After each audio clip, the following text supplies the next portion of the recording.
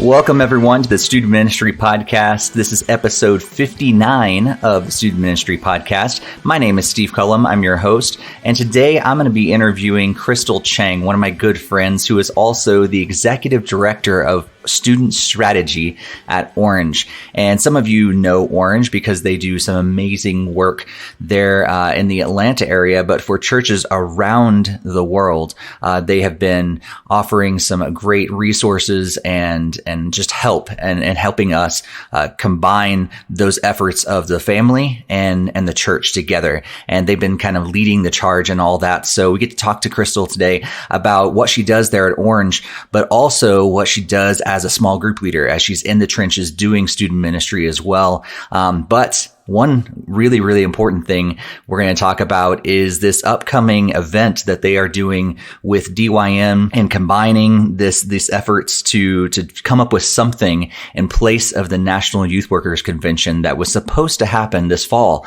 But they've kind of pivoted, as a lot of us have, and they're offering something really, really exciting. They're calling it the Youth Ministry Exchange. And again, that's in partnership with Orange and DYM and also Fuller Youth Institute are coming together to offer this digital event on October 22nd and 23rd. And the price is $150. However, we have a really good deal for you, so I'm not going to give it to you right now. I want you to listen to the rest of the podcast. Crystal actually tells you how to get that good deal, so make sure you listen all the way through to make sure you get that code so that you can actually save quite a bit of money on your registration. But it's a pretty exciting thing. I know a lot of us were really looking forward to going to the NYWC this year. It's something that we all look forward to. However, I think this is going to be a really, really exciting event. It's digital, and we're going to get to connect still in that way. And I think it's going to be really, really exciting. So Youth Ministry Exchange is October 22nd to 23rd.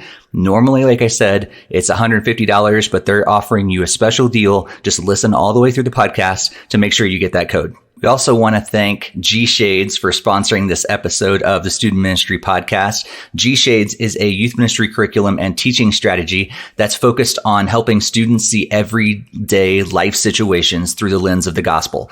And since the pandemic has hit so many churches hard, like financially, G-Shades is actually offering 6 months of their middle school and high school curriculum absolutely free. So here's what's included. You're going to get teaching manuscripts. You're going to get video messages. You're going to get small group guides, parent guides, Instagram devotionals, games, graphic slides, and even bumper videos. All of that's included. Normally, 6 months would cost you $140, but G-Shades is actually giving it all to you for free. Absolutely free. So you can win with your lead pastor during this pandemic. So head to gshades.org to download 6 months free youth ministry curriculum. And make sure you tell other youth worker friends about it too, so they can also get in on this deal. So thank you so much, G-Shades, for this offer, but also for sponsoring this episode of the Student Ministry Podcast. All right, before we jump into this interview, I want to thank you guys so much for tuning in to the Student Ministry Podcast every month. And if you have not done so yet, be sure to subscribe. Be sure to recommend it to other people. And if you haven't done so, please also leave us a positive comment, especially on iTunes and other podcast apps out there. That just helps us in a tremendous way, and we'd be so grateful for all that. All right, now it's time to jump into this conversation with Crystal Chiang.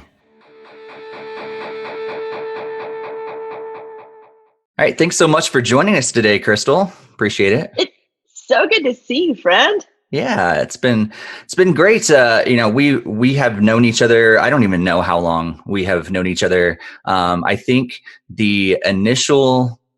my initial contact with you was probably through email somewhere along the line. But then I think I finally got to meet you when you were leading a workshop at Orange one time, and just blew my mind. Actually, one time you were talking about how to set up leveled leadership within a student ministry. And I was just like, oh my gosh, this is so brilliant. And I remember emailing you, can I have all your notes and everything? So it's been great to get to know you over the years, and now to have you on the podcast. Fun, thanks. Yeah, I remember we met the first time at an Orange conference. We were internet friends for a while. Occasionally, like message back and forth, and then I remember getting to actually have coffee with you Hmm. last year at National Youth Workers Convention. Was the first time Yeah. we actually got to be in the same room and have a worthwhile Hmm. decent conversation without running from one place to the next. So I love that we've gotten to connect. You are one of our trusted advisors at Orange. You're part of the group that we call and ask questions of youth pastors. There's a number of youth pastors around the country that we call sometimes and go, we have an idea. Is it a bad one? And you have been so gracious to lend us your expertise over and over. Oh, I appreciate it. And yeah, I appreciate all you guys do. And unfortunately, we'll get into this a little bit later, but we won't be able to have that coffee this year at National Youth Worker Convention. But I know. that is sad. But we'll talk about that a little later because there's some exciting things that you guys are doing this year for sure. But let's talk about your story first, because I don't think I've actually had the opportunity to hear all that God has done, through your life and to get you to that point where you are today. So share with me and share with our listeners today. What is your story? Oh, that's so fun. So I grew up in a really small, when I say small, I mean a 300-person town. And it was isolated on both sides by national forest. So it's really a small community on the border of Georgia, Tennessee, and North Carolina. There's a point where all three of those states meet, and that's my parents' house. And so I grew up in that community and was really grateful for the family of faith that led me early on. Decided to follow Jesus when I was 9 years old. And I still look back and grin a little bit because so much has changed about what I believe following Jesus means. But there was still something as a child that I understood this decision would affect the rest of my life. And I laugh sometimes because I think we underestimate what kids really understand about faith. And as a kid, I got it. Like, this is going to change the trajectory. I didn't know the word trajectory, but I knew it would change that part of the rest of my life. And I was really grateful to get to be part of a student ministry in my high school years. That wasn't something my home church had, but another local church had a student ministry. And it was there that I felt a calling to work with teenagers for the rest of my life. Now, because of the faith tradition of that youth group, it was apparent to me at the time that because I was a girl, that meant I could not be a youth pastor. I could marry a youth pastor, but none of the boys I knew wanted to be a youth pastor. So that wasn't very helpful to me. So I took that calling and talked to some mentors at the time. And they said, you need to be a public high school teacher. And that's what I did. And I could not be more grateful that I went into public education. If there are public teachers listening, you are as minister as anybody will ever be. That is a ministry, and it for sure was for me. So I did that for about a decade, and at the same time volunteered. I moved closer to the city of Atlanta. At that point, I live in Atlanta now, and volunteered at my local church, and began as a small group leader. I'm still a small group leader. I've led a small group of students since, I think my first group was in 2002. So it's been a minute.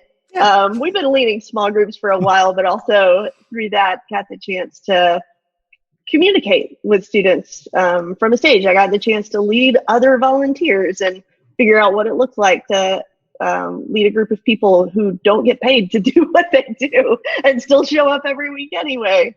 I've had the chance to step in and be the youth pastor for a while at the church that I was in previously, and that's all been really kind of wonderful. And then 7 years ago, as I was teaching and loving it, and I always loved public education. I never intended to leave, but there was this one job that I always said, if I ever got the chance to do that, I would leave education, at least for a time.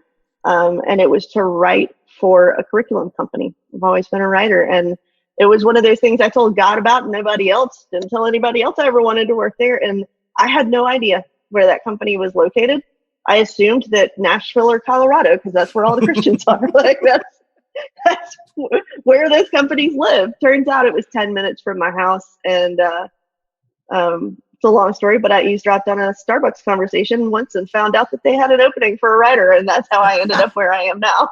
That's so awesome. I didn't realize that's how it started. So that's really cool.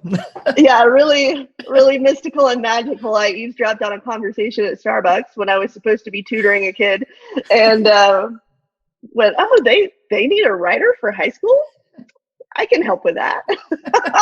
You're like, yeah, kid. Just keep working on what you're doing. Yes. What was that Yes. over there? Verbs, conjugation, keep going. Yeah. Nice. That's awesome. Yeah. So that's so cool. There is one piece of that story that I left out, though, that is a really important piece. The same year that I eavesdropped on the Starbucks conversation, I also married the most wonderful human. And we've been married for 7 years now, but Wow.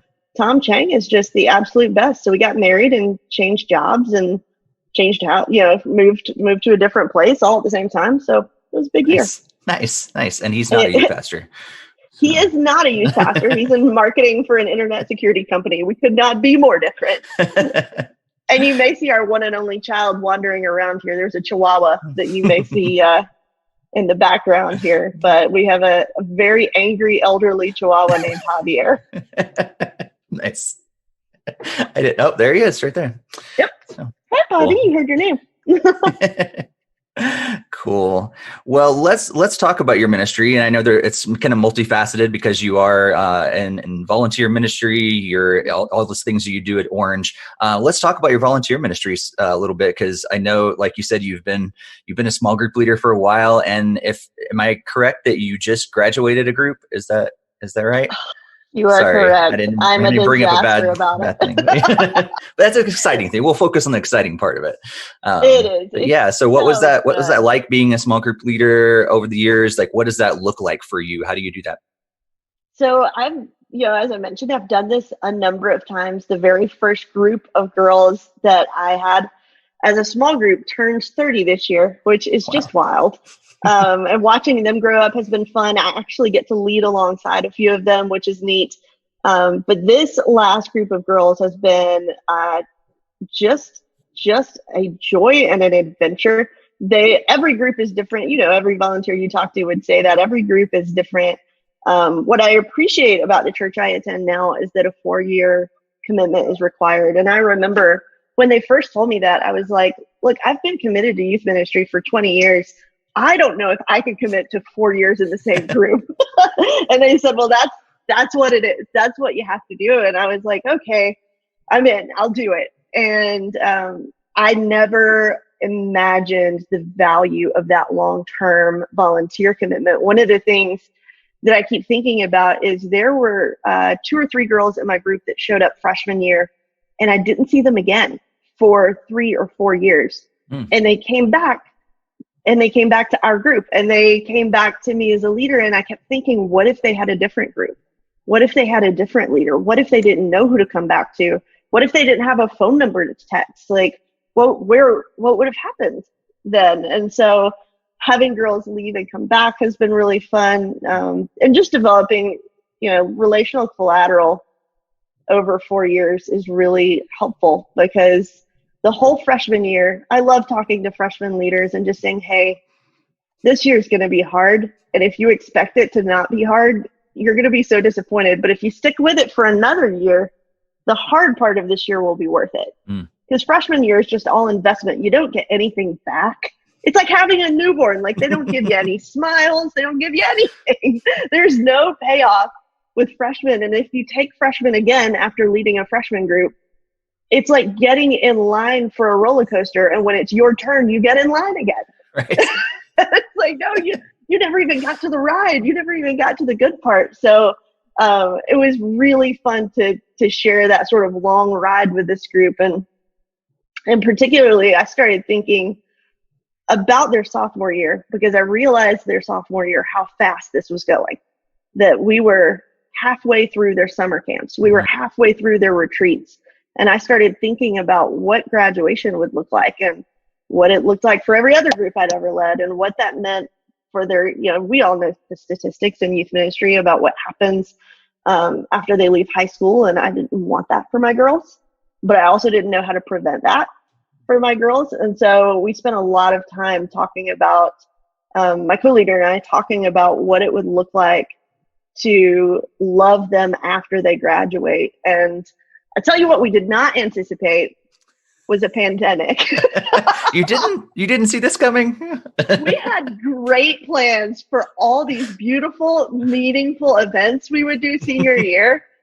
We did not plan any of them on Zoom. That's not what we had in mind. But what we did decide early on was that we would not immediately take another group, that we would walk with this group a little longer, and we weren't sure what that meant, but we knew that we would stay in contact with them, that we would, get them settled into the next stage of life. And I am so grateful in so many ways. I'm like, well, God knew, and he sort of, he guided us, toward the place that we needed to be. And before we had any idea how much we would need to be here, because I cannot imagine sending these girls into this freshman year of college and them not having access to a leader. Some of them are living in their new town, and some of them are doing classes online and still living at their parents', which there's a level of disappointment that nobody wanted. So it's equal parts, encouraging their parents as it is them, because they don't want to be there either. Yeah. One of them has COVID right now. Oh no. And I anticipate more to come, because it's just hard to live in a dorm and not be exposed to other people. So walking through all that together and sort of continuing to meet with them regularly it's been a gift to me, but I think it also may be helpful to them. So that's where we are now, is we are in the first month of their freshman year in college. Yeah. Wow. Yeah. So is that what you guys decided to stick around? Was that your own decision, or is the ministry have that as a model? So that was a little bit of both. Our ministry encouraged us to take a year off, and I thought it was so wise. So many ministries are like, every one of us needs more volunteers, and so many ministries go, your kids graduated last week, here's your new group this week. This is how that cycle works. And ours said, no, we want you to take some time off. We definitely want you to come back to us, but we want you to come back to us rested. So that was already a gift that they had given us, which was great. And then my co-leader and I said, hey, whether or not we, come back this year, next year, as coaches, as leaders, whatever that looks like, we really want to make sure that we walk with this group, at least for their first semester. Keep the group text going, keep the meetups going, keep the coffee dates going. Our intention was to go visit campuses. Probably not going to do that now. You could not pay me to get on a college campus right now, but we were really grateful that our church encouraged that. Cool. I think it was really wise. Cool. Yeah, that's something I would love to eventually get to. We're kind of tiptoeing into it right now. But yeah, we still need some more leaders as we build that up. So I'm kind of like, can one of you stick and one of you, cycle back around? But eventually it'd be awesome. Great to get to that point where we can, just give them a year off, focus on those kids, help them transition, and then come back after a year and start with a new group. But yeah, it's going to take a little bit to get there, but that's exciting to hear what you guys are doing there. So let's talk about the other side of your ministry, which is mostly how we interact, is on the orange side of things. So I have had different people on before that are from Orange and talked about Orange and stuff. So I feel like most people probably know at least a general idea of who Orange is. But quickly, before we jump into your role and everything, what is Orange as in a nutshell? I mean, you can go to just whatisorange.org and find out. But what is Orange, Crystal? Well, the first question that people usually ask is, why are you named a color? Right. And so, or a fruit. Or a fruit. Sometimes we begin with, hey, we mean the color, not the fruit. Right. And the reason is pretty simple. We want to influence the next generation. We believe that there are two primary influences, that if these two can get it right and work together, they will have more impact than either would have had alone. And that's the church and the family. And I think there are people who focus on both sides of that really, really well. We want those two sides to be integrated and work together, because the influence they have together is incredible. Every kid needs somebody outside their family who they can talk to. And every kid need somebody inside their family that they can talk to. They'll never spend more time around anybody than they spend around their family. And so we want those two entities to work together. And so we gave them each a color. And by we, I mean my boss, Reggie Joyner, gave them a color long before I ever knew what orange was. And the idea was that red would reflect the heart of the family, yellow, the light of the church. And when those two come together, they create something different and more impactful than either did alone. So that's the idea. Now, typically when I give that spiel about the color, people go, that's great. But what do you guys do? Yeah. So we resource churches and parents with, in a lot of ways, it's with a weekly curriculum. The one that I work on is called XP3. There's a middle and a high school version of that. It's for the weekly youth group programming. But then there's a whole side of Orange that resources parents with books and with a free parent app and with a podcast. And then there's an event side of Orange too, where we resource leaders and just try to encourage people who are on the front lines of kids ministry and student ministry who are doing always amazing work, but this year, a different Olympic level of amazing work. Yeah, for sure.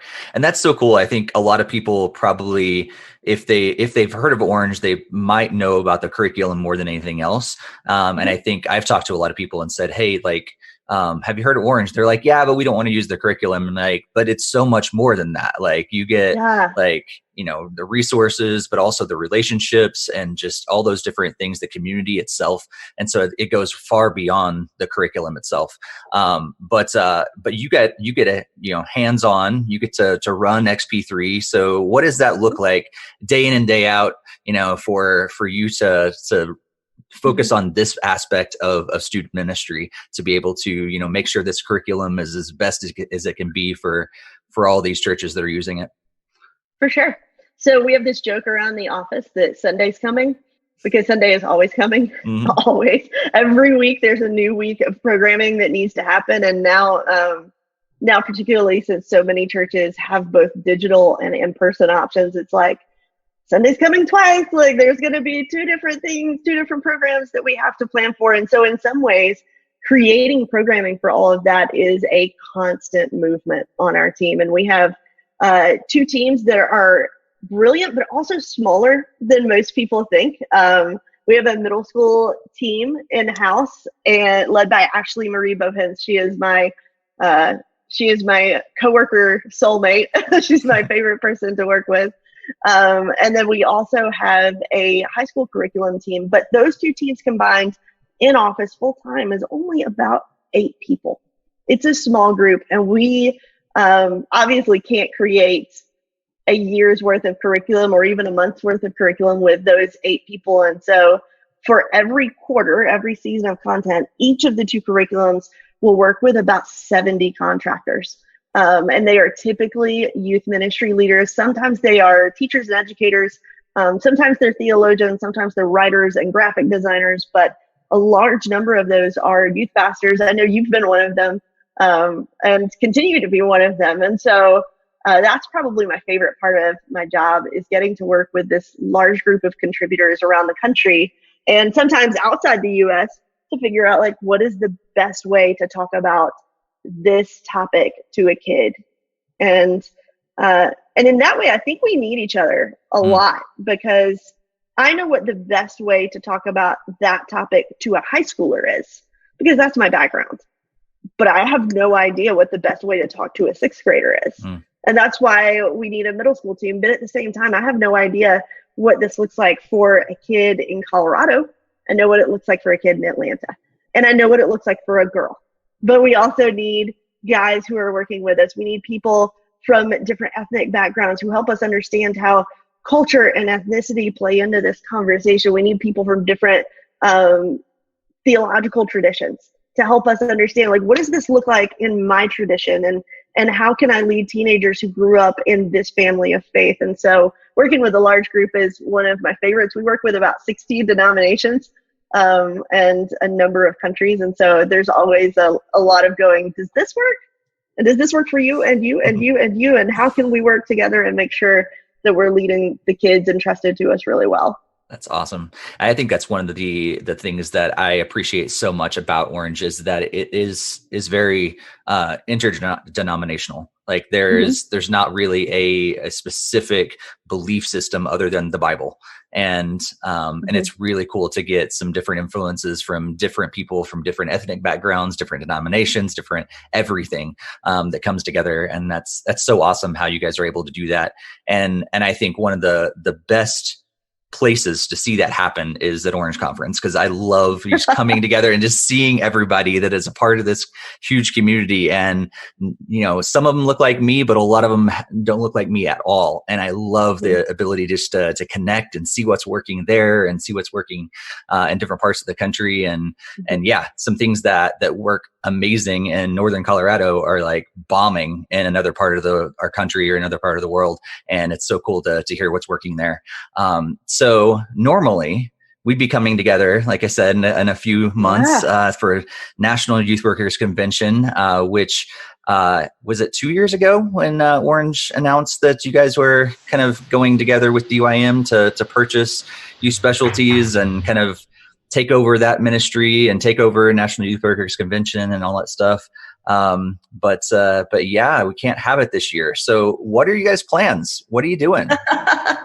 So we have been grateful. Yeah. So National Youth Workers has been around for over 50 years. It is like the home base, right, for youth workers around the country. And it was so special 2 years ago to find out that we were going to get to work together with DYM and really get to bring sort of an orange side to that.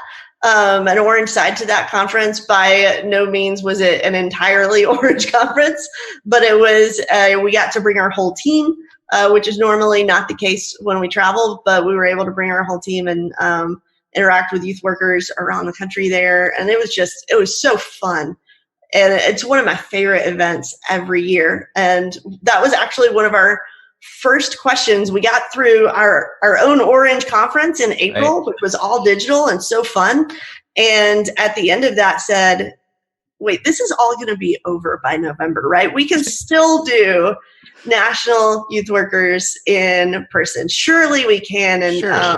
So my friend and colleague, Tom Shefchunas, he is the CEO, the grand poobah of National Youth Workers. And so I'm pretty sure that I texted him once a week coming out of April, like, what about now? What about now? What about now? And they, a few weeks ago, just said, hey, we want to make sure that as much as we all want to gather, we also want to make sure that we keep youth workers safe who are doing the most important work in their own communities. The worst thing we could have happen is all get together and have a great time and then take youth ministers off the grid for a couple of weeks while everybody recovers. And so I knew that they were having conversations about what it looked like to do things digitally. Some of our Orange team had those conversations, and a few years ago, we did an experimental sort of a beta test event that kept rolling around in my head. That was one of my favorite events, and it was called the Youth Ministry Leadership Exchange. At that time, we were partnered with Fuller and DYM, and it was unlike any other event I had been to because it was so focused around round tables. There were speakers, and they were amazing, and we learned a lot from them. But the majority of the time was spent with youth pastors and youth workers around tables saying, that's all great, but how do we do this here? How are you practically doing this with volunteers and with budgets and with executive leadership? And what does all that look like? And as our team started to talk about that, it just seemed like there has never been a better time for all of us to get around a table, because it is a blank page for everybody right now. Nobody is an expert in how to do ministry right now. And so instead of having speakers on a stage saying, this is how you do, we said, let's get the best experts we know, which is the youth pastors around the country who are doing it, the Steve Cullums of the world.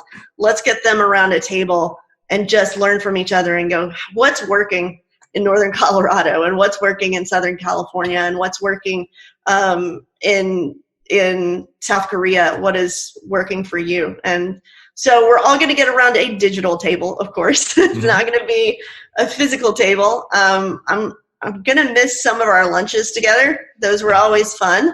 But I am excited because I think more people than have ever been able to participate in an event like this will be able to participate because we can participate through our computers. We are stretching our web systems for all they're worth.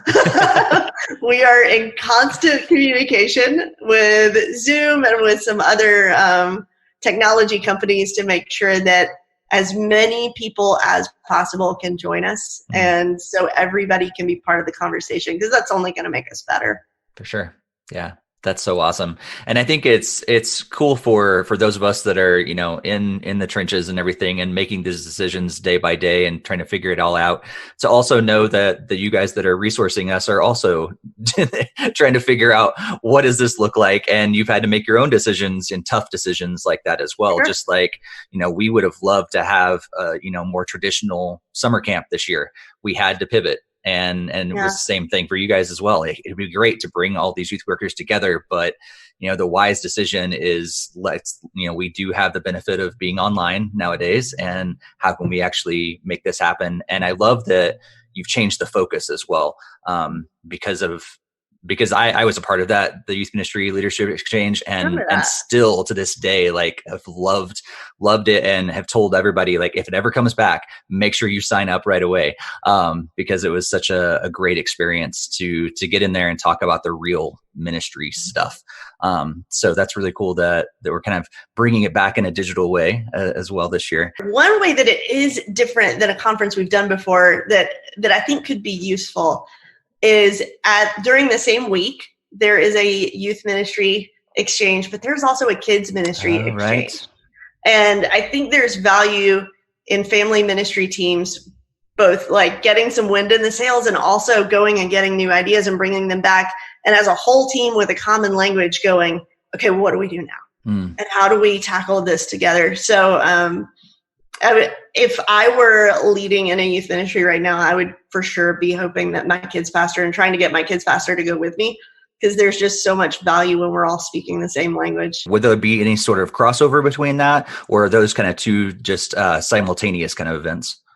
So they're not running simultaneously, because what we learned is there are, especially as budgets shrink in the US, there are a lot of people pulling double duty right now. And so we wanted to make it so that there could be some attendance to both and whatever is helpful for those teams. So they will run on back-to-back days. There may be some similar speakers, especially in the main sessions, but then the breakouts are going to be hyper-focused on specific age groups, because there are unique challenges with preschoolers that we will never feel with our high schoolers and the reverse is true. And shockingly, there are similarities too. That's also very true. So I hear that you have a special thing for our listeners today. Yes, there is something for your listeners. We have a code for you guys to use that will give you $25 off a ticket price.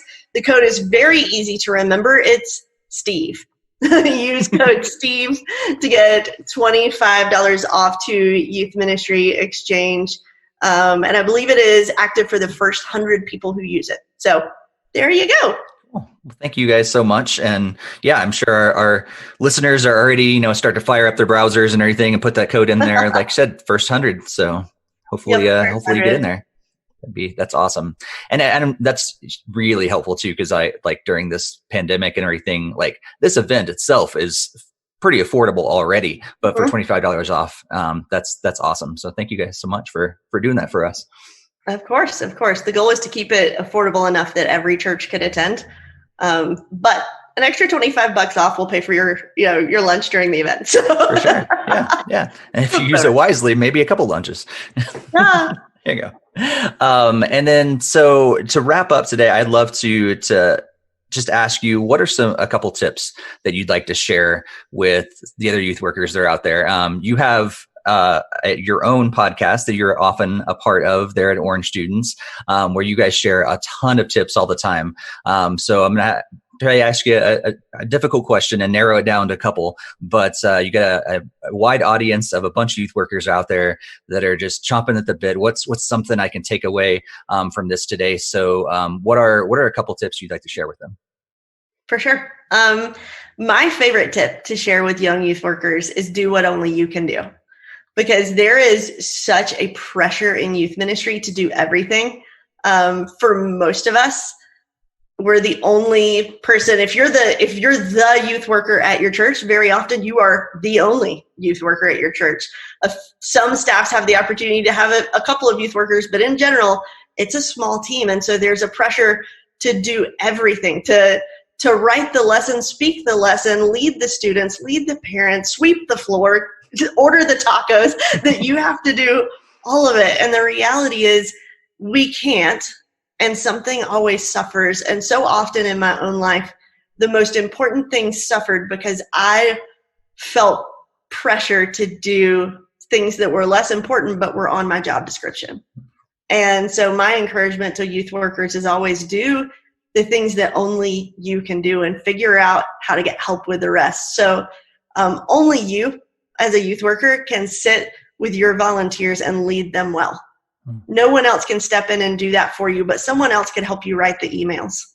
Someone else could help you do the social media plan. Maybe that's a volunteer. Maybe it is a curriculum. Maybe it's a software that you use, but there has to be a way to get some breathing room there so that you can be fully present with your volunteers. The same for parents. Nobody can speak to a parent quite like the youth ministry leader in their town who knows them.